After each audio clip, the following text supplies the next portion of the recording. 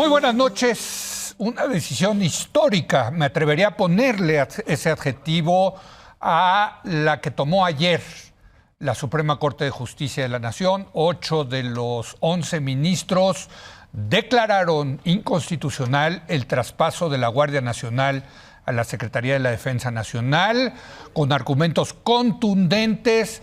La mayoría calificada de la Corte ratificó lo que dice nuestra Constitución, y lo cito: las instituciones de seguridad pública, incluyendo la Guardia Nacional, serán de carácter civil. Hasta acá la cita de la Constitución.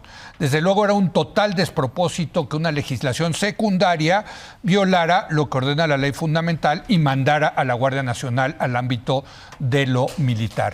Para debatir este tema está muy importante, e insisto, me atrevería a decir que histórica resolución. Saludo a Denise Dresser. Denise, muy buenas noches. Hola, buenas noches. Mario Arreguada. Mario, Leo, buenas noches. Y Pablo Magluf. Pablo, buenas noches. Buenas noches. Déjame empezar contigo, aprovechando que te tenemos aquí en el estudio. ¿Histórica? Sí, por supuesto. Sí, o sea, ¿estás de acuerdo? ¿Histórica? ¿O? Yo creo que fue un gran... Esto es reciente. Fue un gran día para la República, Leo. Fue un triunfo para el orden constitucional democrático. Un triunfo para la Constitución, para la Suprema Corte, para la división de poderes, y una derrota para el régimen militarista, cuya evolución era cada vez más peligrosa. Y en ese sentido, a pesar de la buena noticia, creo que no podemos cantar victoria ni bajar la guardia, porque precisamente en esta misma semana nos enteramos por el New York Times que ese régimen utiliza no solo Pegasus, sino que es el gobierno que más lo utiliza, y lo utiliza en contra de periodistas, activistas, defensores de derechos humanos. Para espiar, es que para espiar. Exacto. Bueno, Pegasus es para eso, ¿no? Es que no dijiste que Pegasus. Sí, pero también nos enteramos esta misma semana que el secretario de la Defensa, sí, muy probablemente incurrió en patrimonialismo, o sea, en un altísimo grado de corrupción. Y también nos enteramos que la Guardia Nacional asesinó a una familia en Tamaulipas esta misma semana. Entonces, ese régimen espía, es corrupto y asesina. Déjame agregar, perdón, Pablo, otra noticia que salió, que es las posibles diferencias que hay entre la Sedena y la Semar por el tema de que le transfirió el presidente el control del espacio aéreo, de la administración del espacio aéreo, ¿no? Y ya con esto termino. Sí. Entonces, ahora mi pregunta es si se van a dejar, ¿qué sigue, no? Porque para todo efecto práctico, la Guardia Nacional está militarizada. Sí, claro. Le van a hacer caso a la Corte Suprema, y de hecho, para muestra de un botón, esta misma mañana el presidente le instruyó a Rosa Isela que la Guardia Nacional continúe bajo el mando de un militar. Sí, sí. También dijo que el próximo año va a mandar una nueva iniciativa para insistir en esta... Pero ya por la puerta de adelante. Eso no me pareció mal del presidente. Y voy contigo, Denise. Perdón, a mí me pareció pésimo. ¿Por qué? O sea, el presidente dice: yo voy a seguir insistiendo y voy a mandar una iniciativa de reforma constitucional en septiembre, un mes antes de irme. Bueno, eso es una facultad legal que tiene el presidente. Es una facultad legal, pero hay que entender por qué lo hace. Pongamos todo esto que ha descrito Pablo en el contexto del balance cambiante que ha habido en este gobierno entre el poder civil y el poder militar. Correcto. El poder militar, que cada vez es más fuerte, tiene intereses económicos, es un stakeholder ya en la cuarta transformación, y cuando el presidente anuncia que va a mandar una iniciativa contraria a lo que acaba de decir la Corte, en otras palabras, acepta la resolución actual, pero dice: voy a volver a insistir. ¿Y qué hace? No, pero perdón, a ver, porque la resolución aquí es importante de la Corte decir: esto es inconstitucional. Usted quiere que la Guardia Nacional no sea civil, sino militar, cambie usted la Constitución. Y el presidente lo que dice el día de hoy, bueno, pues voy a tratar de cambiar la Constitución. Exactamente, diciendo ya va a haber una nueva legislatura y ojalá esa nueva legislatura sea de Morena. Sí. El peligro aquí, Leo, y quiero que quede muy claro, es que ha vuelto a los militares participantes en elección. Ya ellos tienen un interés de que haya mayoría morenista, de que la 4T se quede en el poder, los vuelve actores políticos, que es algo que México no había vivido en el pasado. Creo que hay que acentuar la gravedad de aquello a lo que nos estamos enfrentando. El legado más duradero y más tóxico de Andrés Manuel López Obrador va a ser haber empoderado a los militares 100%. Sin supervisión civil. Creo que ese es el meollo del asunto. Celebro la decisión de la Corte. Una primavera, ¿cómo es? Una mariposa, mariposa no hace verano. Golondrina, ¿no? Exacto, una golondrina. En el bosque. Exactamente, es una golondrina en medio de un bosque en llamas. O sea, la Suprema Corte logra contener en este sentido la militarización. Pero veamos lo que ha sucedido. Ayer mismo se anuncia que ahora creo que el 80% de lo que pagan los turistas que llegan al país se va a ir a un fideicomiso administrado por militares para que eventualmente puedan ellos participar en la construcción, en más construcción de obra pública, para hoteles. En fin, se le está dando al ejército, a pesar de la decisión de la Corte, que por cierto, paréntesis, hoy el secretario de Gobernación, uno de los hombres más afines al presidente, con más poder en este gobierno, después de la resolución de la Corte, ¿qué es lo que tuitea? Que los 8 ministros votaron en contra del pueblo, que los 8 ministros le están quitando la seguridad al pueblo, que los 8 ministros votaron por intereses privados, no por intereses jurídicos, y el propio presidente en la mañanera...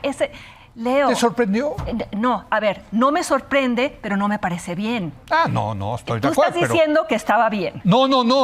Dijiste, no está bien. No, es que, pues, a ver, yo esperaba eso, o sea, no hubo sorpresas. Pero no ni del presidente ni del secretario de Gobernación. Sí, pero no normal. Es la 4T. Claro, pero no hay que normalizar estos pronunciamientos. A mí me parece que son un desafío al orden constitucional, son una amenaza a los ministros, una amenaza velada a los ministros, los colocan nuevamente en el centro del huracán, como le sucedió a la ministra Norma Piña cuando quemaron su efigie.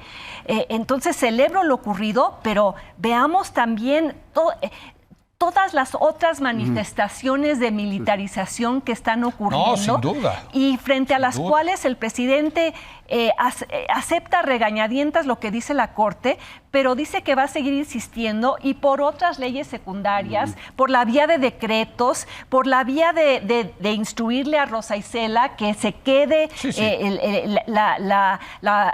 el entrenamiento y la supervisión de la Guardia Nacional por parte de un general. El presidente, desde el primer día que se votó la Guardia Nacional, y yo estuve ahí en el Senado ese día, donde ¿qué hacíamos los activistas de la sociedad civil?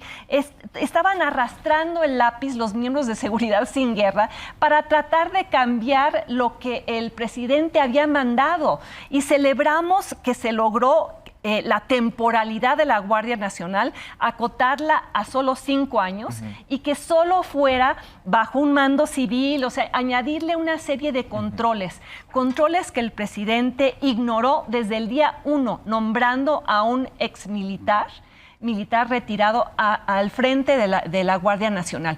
Y en los hechos, la Guardia Nacional se ha convertido en una fuerza militarizada, sin duda, que además todos los abusos que comete no están sujetos a la jurisdicción civil. Entonces pongamos esto en contexto, porque está cambiando la naturaleza del gobierno de una forma que va a trascender a Andrés Manuel López Obrador y que va a acotar a quien sea su sucesor. A ver, histórica, yo decía, evidentemente sí hay que ver el bosque, como dice Denise, pero esta gaviota, ¿cómo se dice? Esta golondrina, pues yo sí la celebro. Yo también, yo sé que ustedes también, ¿no? Pero porque sí es importante, ¿no? El decir, a ver, usted quiere, para mí el mensaje de ayer es, usted quiere cambiar la Constitución, cámbiela, consiga los votos, ¿no? No las pose por, como ha dicho aquí en esta mesa Carlos Bravo, regidor, el narcotúnel legislativo, ¿no? Que la cambio por ley secundaria y luego 4 ministros me la votan a favor, ¿no? Pues eso se acabó. Eso se acabó. Se cerró el túnel legislativo. Exactamente. El túnel que la Suprema Corte tenía, una corte que votaba a modo en varias legislaciones que eran a todas luces problemáticas. Y hoy tenemos una corte que se está tomando la Constitución en serio. Entonces celebro. Ahora, de eso, a llamarla histórica, Leo, creo que hay que considerar 2 cosas. A ver. Es histórico ponerle un alto a la militarización que ha sido una ola increciendo en nuestra historia reciente. Eso es histórico. Sí. Yo voy a recordar este día en el futuro, no solo considerando este gobierno, sino también el de Calderón. Hoy se pone un alto y en ese sentido es histórico. Pero lo que va a ser realmente histórico no es un acto legislativo. Es la construcción eficiente de la policía civil que se nos ha negado toda la historia. Sí, claro. Porque incluso hoy, si me dices, después de que ya tenemos este gran logro, ¿cuál es la realidad de la Guardia Nacional? Pues que no queda claro de quién depende, quién los va a entrenar, cómo se entrenan, cuáles van a ser sus salarios, su seguro médico. Perdón que te interrumpa. No, sí queda claro. Van a seguir siendo los militares. Bueno, a ver, problemático. Operativa entonces, y administrativamente. ¿cómo le llamas histórico así a algo pero a ver, sigue un poco igual? Pero van a tener que recurrir a la mexicanísima tradición de la simulación, ¿no? Yo creo que hubiera sido peor que se hubiera legalizado. Pero quedan otras resoluciones con respecto a la militarización aún pendientes en la Corte. Pueden seguir poniéndole límites y aclarando el papel de cada institución. Grandes precedentes. Exacto, y yo creo que hacia ahí se encamina la Suprema Corte. Te interrumpí. Y le suma los precedentes. Otro gran precedente es que es la justicia civil la que tiene que juzgar estos casos, por ejemplo, el asesinato de esta familia que citaba Pablo en Tamaulipas, de parte de unos elementos de la Guardia Nacional. Pudo haber sido accidente o no, pero se tiene que juzgar. Investigar. Claro. Y eso se tiene que hacer a partir de la ruta civil, porque no queremos esa opacidad que permite la justicia militar, que nuestro país tenía carta libre. Entonces, ese es otro antecedente valiosísimo, pero hay que construir ese sistema de justicia civil que sí haga que rinden las cuentas. Yo, ese día es el día que agitaré la bandera de lo histórico. Pero ¿sabes qué? Es un buen primer paso. Sí, es un buen primer paso. Entonces, ¿de qué depende que este paso avance bien o mal?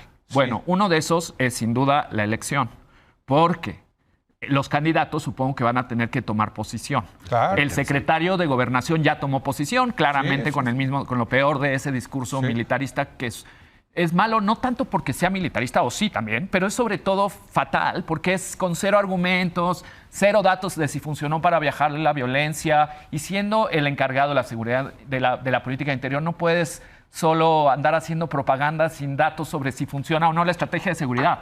Y claramente no, pero hay otros elementos que dan un poco de esperanza. Por ejemplo, Marcelo Ebrard fue secretario de Seguridad Pública y tiene cierta idea y supongo que tendrá sus opiniones que sean distintas a las del presidente actual. ¿Se atreverá a decirlas y a prometérselas a la gente? No lo sé, veremos. Claudia Sheinbaum ya tuiteó algo que parece alinearse con el presidente discursivamente, pero si uno analiza los resultados de seguridad pública de la Ciudad de México de esta administración, y lo digo porque ahí están los datos, no quiero engañar a nadie, hay que celebrar lo que se tenga que celebrar, y en Ciudad de México la seguridad pública ha mejorado muchísimo, los homicidios han bajado, con Claudia Sheinbaum, sin militares, sin militares. Entonces, el ejemplo de Ciudad de México, de alguna manera, es el ejemplo que debería seguir el país 100%. En la ruta civil. Lo paradójico es que políticamente quizá no vaya a ser el discurso que tome Claudia Sheinbaum, porque su popularidad depende de un discurso, pero la realidad de los resultados depende de otro discurso. Y esa paradoja. Déjenme provocarlos con este tema. A mí me parece fascinante que decías, es que ya metió a los militares a la elección. Una cosa es que se metan los militares, y ahí sí me parece terrible que se metieran los militares a operar, a convencer, a hacer manita de puerco. Pero si no se metieran los militares, no vale la pena, lo pongo sobre la mesa, que se debata esto en la elección, que sea un tema de la elección, si la Guardia Nacional debe de ser civil o no.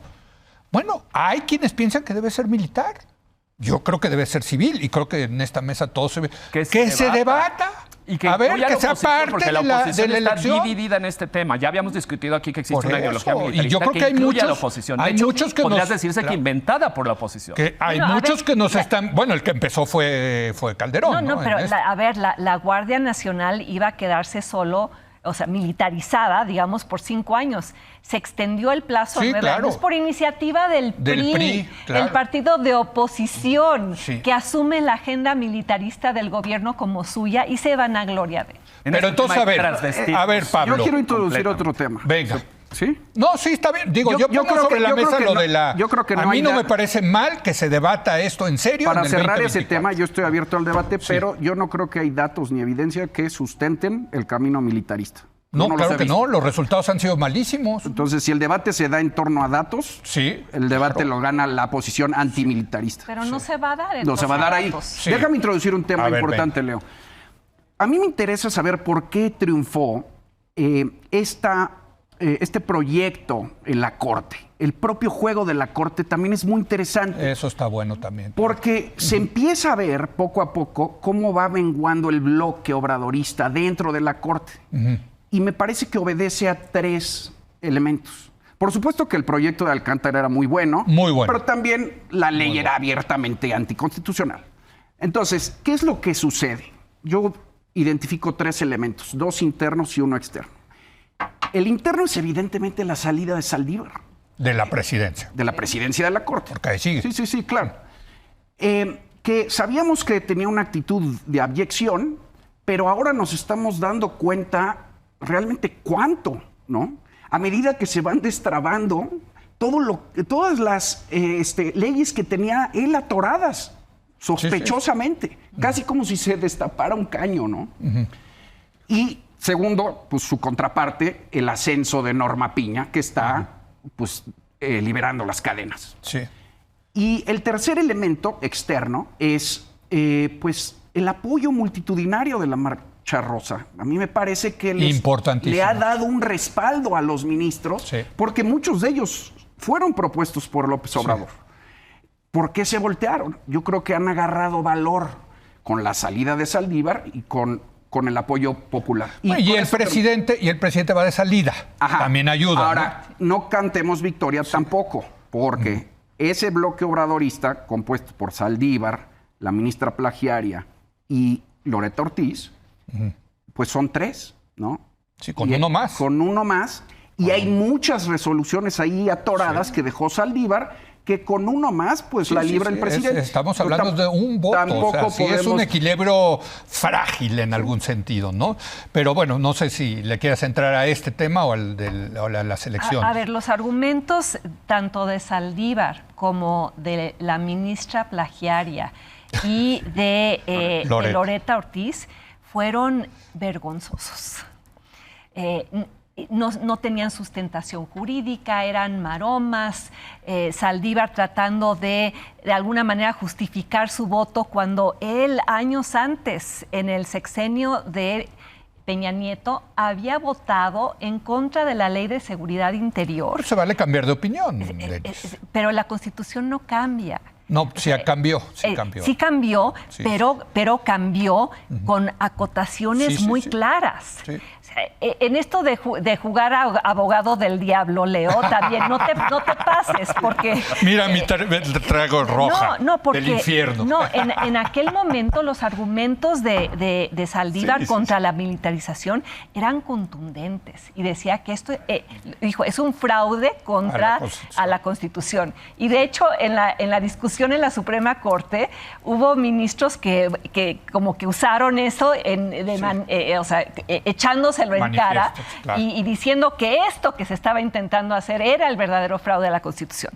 Entonces, sí, la dinámica de la Corte me parece fascinante y creo que sí, la presencia de Norma Piña cambió el equilibrio de 100%. poder. Ella saca del cajón todos los pendientes que Saldívar había guardado porque quería congraciarse con el presidente. Yo creo que la reputación de Saldívar públicamente ha sufrido un golpe. No sé si se recuperará, quizá es que tiene ambiciones políticas y quiere ser fiscal, pero ya trae encima una mancha muy importante. ¿Lo preferirías a Gertz? Es que me estás... Pues es que la realidad impone decisiones horrorosas. Claro, Yo sí lo preferiría. No, me estás dando a elegir entre la cicuta y el arsénico. Pero no, hay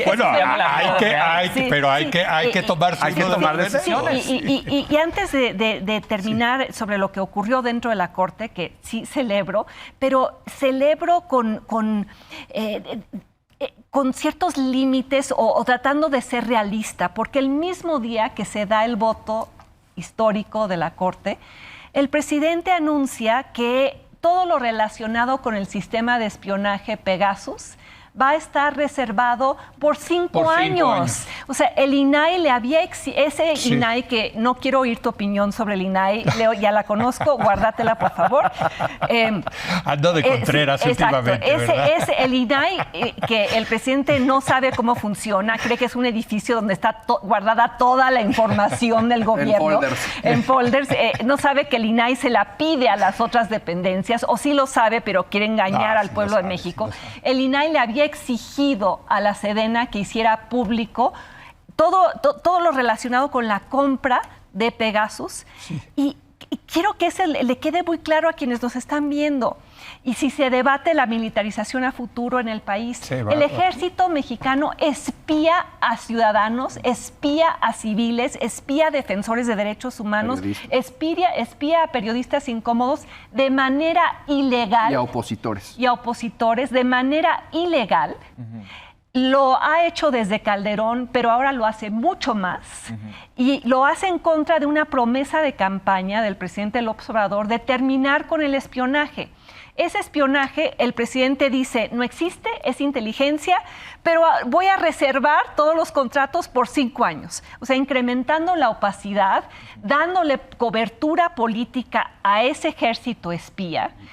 En la misma semana en la que la Suprema Corte erige un muro de contención al poder militar, el presidente les abre una ventanita para que sigan haciendo lo que han venido haciendo, que es, reitero, ilegal, es inconstitucional y debería ser alarmante para cualquier ciudadano de este país. Mario. Mientras que aquí se reserva la información de Pegasus, en Israel la propia compañía ya tiene whistleblowers, ya tiene gente que está sacando la información. El New York Times sacó una nota que no sé si vieron, donde decía cómo se firmó el primer contrato con Calderón. Sí. Y hasta la fecha, en un club de striptease generales del ejército mexicano. Así fue. Y los representantes de la empresa. Y hasta la fecha, la compañía israelí sabe cada vez que se interviene un teléfono en México, porque se usa el programa y se registra ya en la oficina matriz de Pegasus. Que de hecho el gobierno israelí podría decir que por abuso el gobierno mexicano ya no se vende ese software a este país. Ese derecho legal se lo reserva el Estado de Israel. En la nota del New York Times, lo interesante es que México es el país que más usa Pegasus. Más usa Pegasus. En el mundo. En el mundo. Y fue el primer cliente, es el cliente más antiguo, más fiel, el que más lo usa. Pero ha llegado a espiar a Santiago Aguirre, que ha estado en esta hora de opinar, uno de los defensores de derechos humanos más notables de este país, el que nos ha ayudado a que los horrores de Ayotzinapa tratemos de que no queden impunes. Mañana va a estar con nosotros, Santiago. Mario, incluso a él, que ya lo habían espiado antes. Y su respuesta es, seguimos en las mismas. En algún momento nos atrevimos a creer que el ejército era más impermeable a la corrupción, a comportarse mal, a corromperse con lujos, a espiar ilegalmente, que eso ya no pasaba. Y lo que estamos viendo en lo que llamaría la peor semana para el ejército mexicano en lo que va de la administración, porque pues fue una égida, una marea de noticias que incluyó el New York Times, pero también las revelaciones de los viajes de la familia de Luis Crescencio Sandoval. Y del propio general. Y del propio general, pero lo peor es cuando se iban ya sin el general. Sí. El general ya cancelaba el viaje y se iban 9 personas, incluyendo 2 amigas de la esposa, los hijos, la nuera, los asistentes. el hijo del secretario particular. Y se iban a bueno, Nueva York. un vagón 15 exclusivo días a en los Italia. trenes de, Pero hay que de Italia. De 7 personas por Italia, de 2 semanas por 4 ciudades, Venecia, Florencia, Roma. 2.5 millones de pesos. 240. Que no queda claro si lo euros de la pagaron gente. los contribuyentes, pero parece. No, o sea, no. pero es que si no lo pagó los contribuyentes, pues ¿quién lo ¿Quién lo pagó? pagó? No. Porque Está pues, peor. con el sueldo del general secretario no alcanza. Y Leo, yo leí tu columna al respecto. O sea, no queda claro quién lo pagó, pero sí utilizaron aviones del ejército. Eso sí. Y esos aviones, eso es. Sí, contra lo que dice el presidente. Sí, ahí sí. Y el costo de esos aviones, que es carísimo, proviene de tus impuestos, mis impuestos y los impuestos del público. Es patrimonialismo y es corrupción. Y cuando se le pregunta al presidente hoy en la mañana cómo responde, pero mira, espérame, él dice, ¿cuál es el problema? Y luego desvía la atención a periodistas, a dueños de medios, diciendo que ellos viajan en avión privado porque gozan del dinero de la publicidad oficial. Está mezclando peras con manzanas, está desviando la atención, está tratando de ocultar y de proteger al general que abusó de su poder. Y el general Luis Crescencio Sandoval puede abusar de su poder porque sabe que no va a recibir sanción, se va a quedar en el puesto y el presidente lo va a proteger. Y algo que reveló el reportaje del New York Times, Mario, que a mí me dejó helada.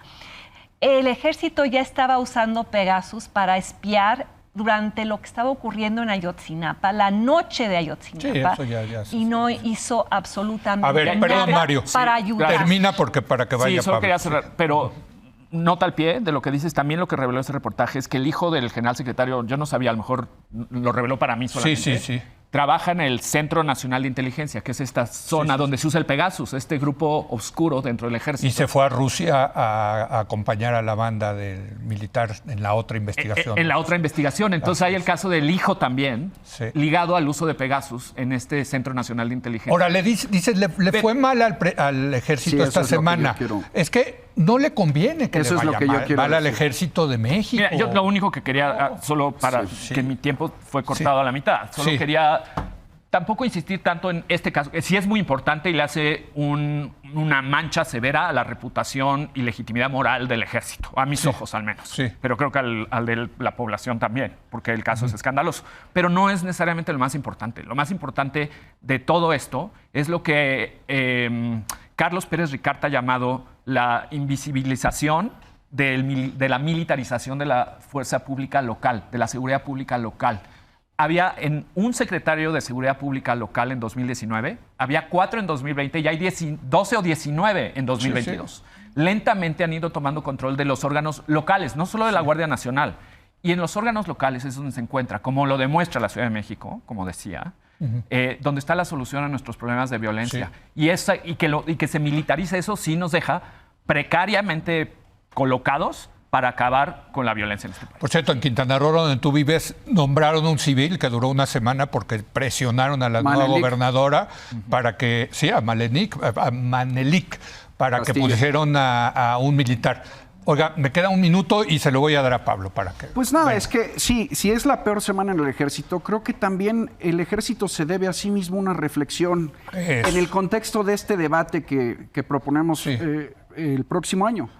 Porque es verdad, ha ganado mucho, ¿no? Con la apuesta con Obrador, ha ganado mucho con la apuesta obradorista, ha ganado prebendas, privilegios, dinero, poder, facultades, no cabe duda. Pero también, pues, mucho desgaste. Están política y jurídicamente comprometidos. Van junto con pegado, ¿no? Pues sí, su imagen está deteriorada. La tropa está peleada. La tropa no está contenta. Hay conflictos al interior. Entonces, a mí me parece que ha sido un intercambio fáustico, ¿no? Como se dice. O sea, no ha valido la pena para las propias Fuerzas Armadas. Lo que pasa es que, como bien dice Denise, y lo hemos comentado muchas veces en este programa, ya hay una inercia de irreversibilidad. O sea, ya cuando cruzas ese umbral... ¿Ya se cruzó el Rubicón? Pues yo creo que sí. Fíjate, ese sería un tema muy bueno debatir, si ya se cruzó el Rubicón con los militares y ya no hay manera... Mario decía, es que los candidatos van a poder enfrentar el próximo sexenio. Yo creo que no. Yo creo que los militares ya van a ejercer su propio dique de... Se nos acabó el tiempo, perdón. Bueno, 10 segundos. Están al frente ahora de 240 y tantas actividades que antes estaban en manos de civiles. Has despedido a civiles, has recortado la capacidad institucional del Estado en aeropuertos, aduanas, en toda esa gama de actividades neurálgicas para el funcionamiento de la economía mexicana.